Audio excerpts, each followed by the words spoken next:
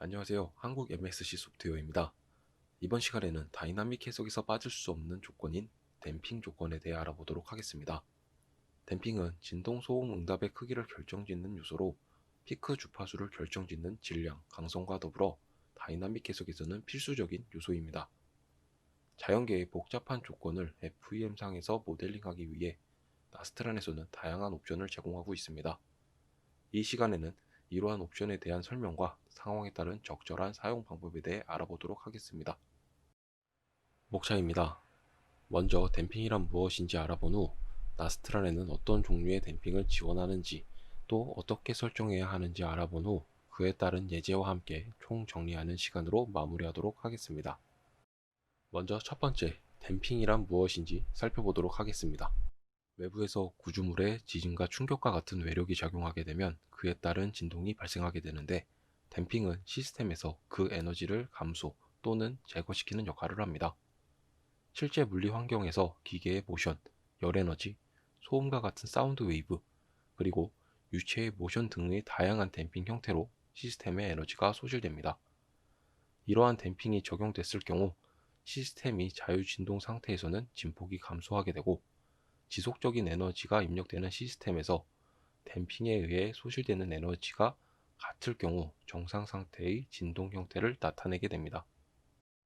그렇다면 댐핑을 어느 정도 적용시켜야 시스템을 제대로 표현할 수 있을까요? 사실 그에 대한 정확한 답은 없습니다. 실험 데이터와 비교하여 수정 작업이 필요하기도 하고, 업계에서 사용되고 있는 표준을 참고하기도 합니다. 또는 회사의 오랜 경험으로 정해놓은 댐핑 값을 사용하기도 합니다. 일반적으로는 댐핑 값을 작게 작동시켰을 경우 작은 댐핑으로 인해 높은 피크가 발생하게 되고, 높은 피크를 기준으로 설계를 해야 하기 때문에 보다 보수적인 결과를 출력하게 됩니다. 정해진 것은 아니지만 일반적으로 NC 가공품의 경우 2에서 5%의 크리티컬 댐핑을 사용하고, 금속 부품의 경우 4에서 10%, 복합재의 경우 6에서 20%의 크리티컬 댐핑을 적용합니다. 물론 이 수치는 정해진 값이 아니라 앞서 말씀드린 대로 실험 결과나 업계 표준, 사내 표준을 참조하여 사용해야 합니다. 다음은 이러한 댐핑을 표현하기 위해 나스트란에는 어떠한 댐핑 요소들이 있는지, 각 댐핑은 어떻게 적용할 수 있는지 알아보도록 하겠습니다. 나스트란에서는 크게 세 가지 방법으로 댐핑을 표현할 수 있습니다.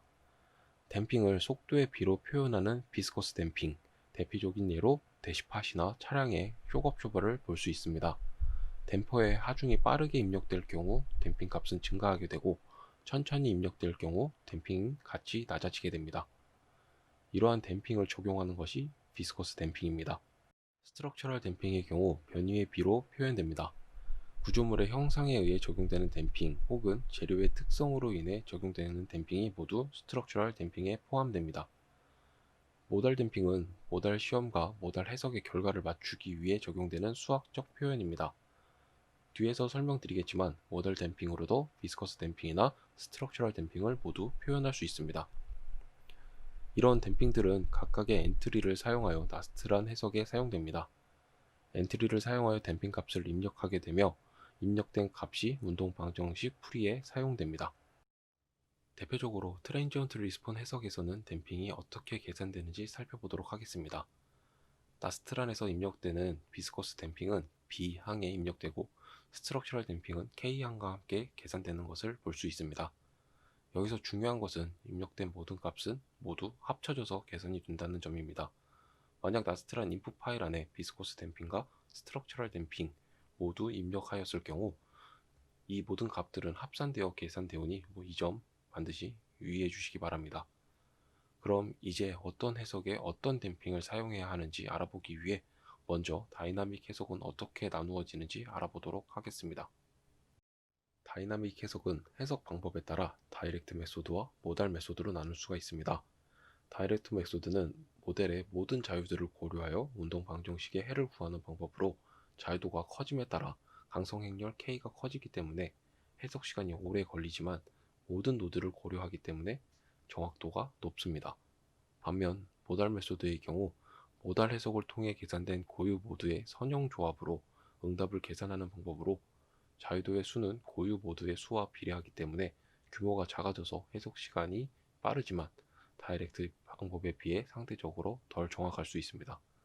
다이렉트 방법과 모달 방법 모두 동일하게 비스코스 댐핑과 스트럭처럴 댐핑을 사용할 수 있으며 모달 방법은 추가적으로 모달 댐핑을 사용할 수 있습니다.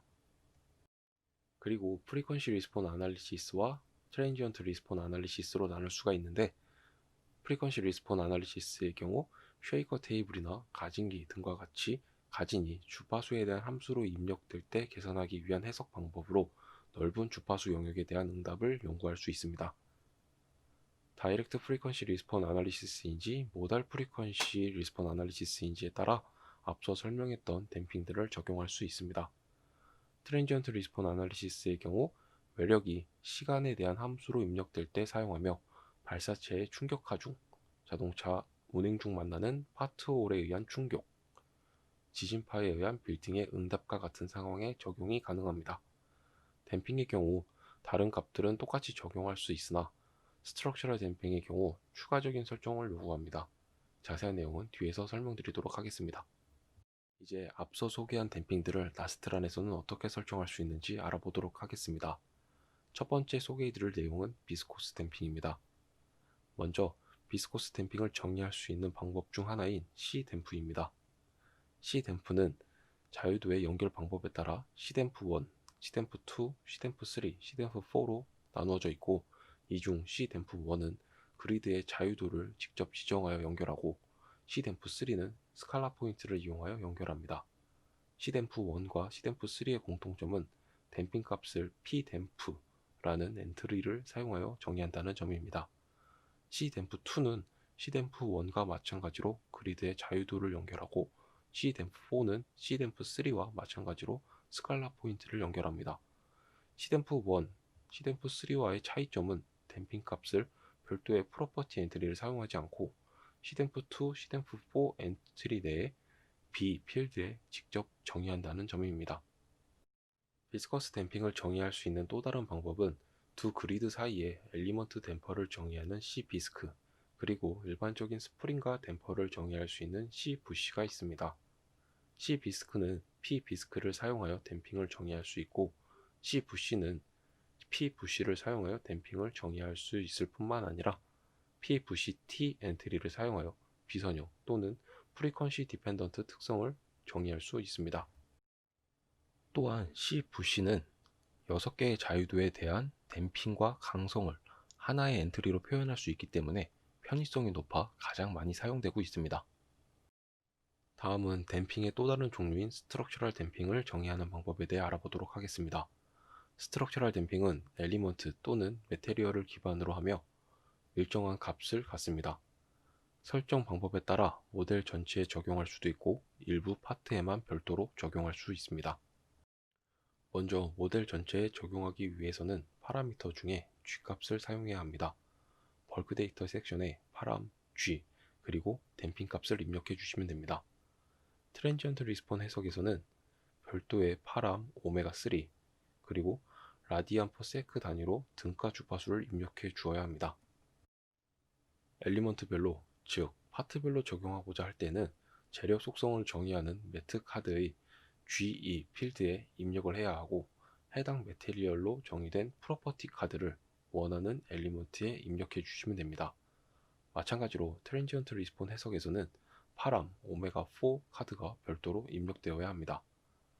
방금 설명드린 것 같이 트랜지언트 리스폰 해석에서는 스트럭처럴 댐핑을 적용하기 위해선 오메가3 또는 오메가4 파라미터가 반드시 입력되어야 하는데 왜 그런지 한번 알아보도록 하겠습니다. 트랜지언트 리스폰스 해석에서 스트럭처럴 댐핑을 사용하기 위해서는 왜 반드시 오메가3와 오메가4가 필요한지에 대해 운동 방정식을 보면서 설명드리도록 하겠습니다. 첫 번째 운동 방정식은 비스코스 댐핑을 사용한 시스템의 운동 방정식이고 그 아래에 있는 운동 방정식은 스트럭처럴 댐핑을 사용하는 시스템의 운동 방정식입니다. 여기서 스트럭처럴 댐핑을 사용하는 시스템의 운동 방정식을 보면 복소수항이 포함된 것을 볼 수가 있습니다. 바로 이 복소수항 때문에 트랜지언트 리스폰스 해석에서는 다이렉트나 모달 방식 모두 직접적인 계산이 불가능하게 됩니다. 그렇다면 트랜지언트 리스폰스 애널리시스에서 스트럭처럴 댐핑을 사용하려면 어떻게 해야 할까요? 먼저 앞서 본 두 운동 방정식을 조와 가진, 조와 응답을 가정하여 풀어보도록 하겠습니다. 정리된 식을 보면 댐핑 텀만 다르다는 것을 확인을 할 수가 있습니다. 여기서 비스커스 댐핑의 방정식에 있는 B, 오메가와 스트럭처럴 댐핑에 있는 G, K가 같다고 보면 두 운동 방정식은 동일한 식이 됩니다. 앞에서 동일하다고 가정한 B, 오메가와 G, K를 다시 쓰면 B는 오메가 분의 G 곱하기 K라고 쓸 수 있습니다. 여기서 오메가 값은 변수가 되고 이때 특정 주파수 오메가에 한해서 스트럭처럴 댐핑을 비스커스 댐핑으로 대체할 수 있게 됩니다. 이때의 특정 주파수가 바로 오메가3, 오메가4입니다. 결국 B는 오메가3 분의 G 곱하기 K라는 식이 완성됩니다.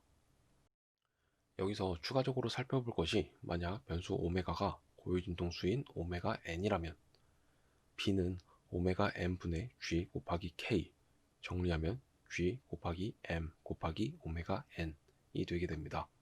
크리티컬 댐핑 B, C는 2 곱하기 M 곱하기 오메가 n이고 크리티컬 댐핑 레티오 제타는 BC 분의 B 앞에 두 식을 대입하면 2 곱하기 M 곱하기 오메가 n 분의 G 곱하기 M 곱하기 오메가 n 정리하면 2분의 G가 됩니다. 이 식을 다시 보면 스트럭처럴 댐핑은 크리티컬 댐핑 레티오의 2배가 된다는 것을 알 수가 있습니다. 예를 들어 3%의 크리티컬 댐핑을 받고 있는 구조물이 있다면 스트럭처럴 댐핑을 입력하기 위해선 그의 2배 값인 0.06을 입력해야 합니다. 스트럭처럴 댐핑을 입력할 땐 크리티컬 댐핑의 2배로 입력해야 하는 부분은 일반적으로 가장 많은 실수가 발생하는 부분으로 사용에 주의가 필요합니다. 트랜지언트 리스폰스 해석에서 스트럭처럴 댐핑을 사용하는 방법에 대해 다시 한번 살펴보면 스트럭처럴 댐핑이 포함된 운동 방정식은 복소수항으로 인해 직접적인 계산이 불가능합니다. 따라서 특정 주파수 오메가3, 오메가4에 한해서 스트럭처럴 댐핑을 비스코스 댐핑으로 변환하여 계산합니다. 그렇기 때문에 트랜지언트 해석 시 오메가3를 입력하지 않을 경우 특정 주파수가 0으로 정의되어 파람, G를 입력했다 하더라도 스트럭처럴 댐핑은 0이 되기 때문에 계산에 적용되지 않게 됩니다. 일부 파트의 스트럭처럴 댐핑을 적용하기 위해 매테리얼 엔트리에 GE 필드에 스트럭처럴 댐핑 개수를 입력했을 경우엔 반드시 파람 오메가4를 입력해 주셔야 합니다. 오메가3와 오메가4를 입력할 때 주의할 점은 주파수이기 때문에 헤르츠 단위로 입력하는 실수가 빈번히 발생하는데 단위는 헤르츠가 아닌 라디안 퍼 세크 단위로 입력해야 한다는 점 유의해 주시기 바랍니다. 모달 해석에서 모드는 상호 독립적이므로 모달 댐핑을 적용하면 각 모드에 개별적으로 댐핑이 부여됩니다. 그러므로 모달 댐핑만 사용될 경우 댐핑 행렬이 대각 행렬로 구성되며 계산이 매우 단순화되는 이점이 있습니다. 다만 실제 문제에서는 물리적 특성을 표현하기 위해 여러 댐핑을 함께 사용하기 때문에 이러한 장점이 상쇄되지만 모달 해석 자체만으로도 자유도를 매우 낮출 수 있으므로 빠른 시간 내에 계산을 수행할 수 있습니다. 다음은 모달 댐핑을 입력하는 방법에 대해 알아보도록 하겠습니다. 모달 댐핑을 입력하는 방법은 매우 간단합니다. 먼저 케이스 컨트롤 섹션에 s댐핑 명령어를 사용합니다. s댐핑은 벌크 데이터 섹션에 있는 tab dmp1 엔트리의 고유 번호를 호출할 때 사용됩니다. 직접적인 댐핑 값은 벌크 데이터 섹션의 tab dmp1 엔트리에 입력됩니다. tab dmp1 엔트리를 보면 먼저 s댐핑에 호출될 고유 번호가 입력되는 tid 필드가 있습니다. 그 다음 타입 필드에 댐핑의 형태를 정리하게 됩니다. 스트럭처럴 댐핑인지 크리티컬 댐핑인지 또 앰플리피케이션 팩터로 정의할 것인지 선택하여 입력한 다음 두 번째 줄에 주파수와 해당 주파수에서의 댐핑 값을 입력합니다. 입력된 댐핑 값은 모두 주파수에 따라 인터폴레이션 또는 익스트라폴레이션을 통해 각 모드에 할당됩니다. 만약 모두 주파수가 입력된 주파수 사이에 있다면 인터폴레이션, 외부에 있다면 익스트라폴레이션으로 적용됩니다. 나스트란에서 사용되는 댐핑 엔트리들을 정리해 보도록 하겠습니다. 먼저 다이렉트 메소드에서는 비스코스 댐핑을 정의하는 C비스크, C댐프, C푸시 엔트리와 스트럭처럴 댐핑을 정의하는 파람 G, 그리고 매트 엔트리의 GE 필드를 사용할 수 있습니다. 모달 메소드에서는 다이렉트 메소드에서 사용하는 모든 키워드를 사용할 수 있고, 추가적으로 TAB DMP1을 사용하여 모달 댐핑을 정의할 수 있습니다. 프리퀀시 리스폰스 해석인지 트랜지언트 리스폰스 해석인지에 따라 달라지기도 하는데, 프리퀀시 리스폰스 해석에서는 다이렉트, 모달 메소드 모두에서 P부시 T와 P댐프 T 엔트리를 사용하여 프리퀀시 디펜던트 댐핑을 정의할 수 있습니다. 트랜지언트 리스폰스 해석에서는 다이렉트와 모달 메소드 모두에서 스트럭처럴 댐핑을 사용하기 위해선 파람 오메가3 또는 파람 오메가4가 추가적으로 필요하다는 점 명심해 주시기 바랍니다. 다음은 예제를 통해 댐핑을 어떻게 적용하는지, 적용한 후 결과는 어떻게 나오는지 살펴보도록 하겠습니다. 먼저 주어진 상황에서 댐핑을 어떻게 입력해야 되는지 알아보도록 하겠습니다. 첫 번째로 다이렉트 트랜지언트 리스폰스 해석입니다. 해석해야 할 구조물 전체에 2%의 스트럭처럴 댐핑을 입력해야 합니다. 그리고 첫 번째 주요 관심 모드는 73.4Hz입니다. 과연 이럴 경우 나스트란 인풋 파일의 댐핑을 어떻게 적용해야 할까요? 먼저 스트럭처럴 댐핑이 2%이니 그의 2배인 0.04를 스트럭처럴 댐핑 개수를 입력하는 엔트리인 파람 엔트리 파람 G 0.04와 같이 입력합니다. 트랜지언트 해석인이 파람 G만 입력할 경우 해석에 적용되지 않으므로 추가적으로 파람 오메가3의 주요 관심 주파수인 73.4Hz를 라디안 퍼 세크로 변환하여 파람 오메가3 461.9를 입력합니다. 이렇게 입력하면 구조물 전체에 2%의 스트럭처럴 댐핑을 입력한 트랜지언트 리스폰스 해석을 정의할 수 있게 됩니다. 또 다른 상황을 보도록 하겠습니다. 이번엔 전체 구조물에 4%의 스트럭처럴 댐핑이 적용되고 첫 번째 주요 관심 모드는 32.8Hz입니다. 여기에 추가로 이번에는 CFRP로 이루어진 별도의 파트에 10%의 스트럭처럴 댐핑을 입력해야 하고, CFRP 파트의 첫 번째 주요 관심 모드는 46.5Hz입니다. 여기서 중요한 것은 댐핑은 모두 합산되어 적용된다는 점입니다. 구조물에 이미 4%의 댐핑이 적용되어 있으므로 CFRP 파트에 10%의 스트럴 댐핑이 적용된다 하더라도 4%를 제외한 6%만 입력해야 둘이 합쳐져 10%의 댐핑이 적용되게 됩니다. 이를 작성해보면 전체 모델에 입력하기 위해 파람 G 0.08를 입력한 뒤 CFRP 파트의 물성을 정의하는 매트 A 엔트리 GE 필드에 0.12를 입력합니다. 그리고 트랜지언트 해석이기 때문에 전체 구조물에 대한 등가 주파수 206.1 라디안 퍼 세크를 파람 오메가3 206.1로 입력하고, CFRP 파트에 대한 등가 주파수 파람 오메가4 292.2를 입력해야만 전체 구조물 4%, CFRP 10%의 스트럭처럴 댐핑이 적용됩니다.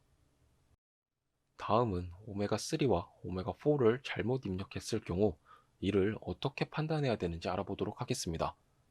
이번 웨비나에서 트랜지언트 해석에서 스트럭처럴 댐핑을 적용하기 위해선 오메가3나 오메가4를 반드시 입력해야 된다고 몇 차례 언급하였습니다. 또한 오메가3와 오메가4를 입력할 때 주파수이긴 하지만 헤르츠 단위가 아닌 라디안 퍼 세크 단위로 입력해야 된다고 말씀드렸습니다. 많은 실수가 발생하는 부분이며, 만약 잘못 입력했을 경우 결과가 어떻게 나오는지 한번 보도록 하겠습니다. 헤르츠 단위로 잘못 입력했을 경우 그 수치 자체가 작기 때문에 변환되는 비스코스 댐핑이 너무 큰 값이 적용되게 됩니다. 반대로 실수로 오메가3나 오메가4를 너무 크게 입력했을 경우 적용되는 댐핑이 너무 작아지므로 매우 보수적인 결과가 출력됩니다. 결과 그래프를 통해 보면 오메가3를 너무 크게 입력할 경우 댐핑 값이 작아지기 때문에 원래 응답에 비해 큰 값이 출력되고, 오메가3가 너무 작아지게 되면 원래 응답에 비해 더 작은 결과가 출력되는 것을 볼 수 있습니다. 이처럼 예상되는 응답의 크기를 비교하여 오메가3의 값이 제대로 입력되었는지 판단할 수 있습니다. 다음은 모달 댐핑을 입력하는 방법에 대해 알아보도록 하겠습니다. 어떤 구조물에 3%의 크리티컬 댐핑이 적용되는데 이를 모달 댐핑 형태로 입력하고자 합니다. 이때 먼저 벌크 데이터 섹션에 TAB DMP1 엔트리를 작성합니다. 크리티컬 댐핑을 입력해야 하니 타입 필드에 CRIT를 입력하고 두 번째 줄에 1Hz부터 100Hz까지 0.03의 균등한 크리티컬 댐핑 값을 입력해 줍니다. 스트럭처럴 댐핑으로 바꾸어 입력하는 것이 아닌 크리티컬 댐핑을 직접 입력하기 때문에 두 배를 해주지 않고 0.03을 그대로 입력해 줍니다. 이후 케이스 컨트롤 섹션에 s댐핑 명령을 사용하여 TAB-DMP1의 고유 번호인 99번을 호출합니다. 이와 같이 설정해 주시면 모델 전체의 3%의 크리티컬 댐핑을 모달 댐핑 형태로 입력하게 됩니다. 다음은 여러 개의 댐핑 조건이 과연 같은 결과를 출력할 수 있을지 확인해 보도록 하겠습니다. 서브 케이스를 3개로 나누어 각기 다른 가진점에 가진을 하고 동일한 세 곳에서 응답을 비교해 보도록 하겠습니다. 첫 번째 서브 케이스는 전방의 엔진 마운트, 두 번째는 후방의 서스펜션 스프링 컵, 세 번째는 배기계의 마운트에서 가진을 하였습니다. 모두 동일한 조건 하에서 해석을 진행하였으며 스트럭처럴 댐핑을 파람 G로 입력한 모델, 매테리얼 엔트리의 G 필드에 입력한 모델, 그리고 모달 댐핑으로 입력한 모델로 나누었습니다. 과연 이 세 모델의 결과가 동일하게 나오는지 확인해 보도록 하겠습니다. 결과를 살펴보면 파람 G를 입력한 모델과 매테리얼 엔트리의 G 필드에 입력한 모델, 모달 댐핑을 사용한 모델에서 모두 동일한 결과가 출력되는 것을 볼 수 있습니다. 이는 응답점 3곳에서 모두 동일하게 나온 것을 확인할 수 있습니다.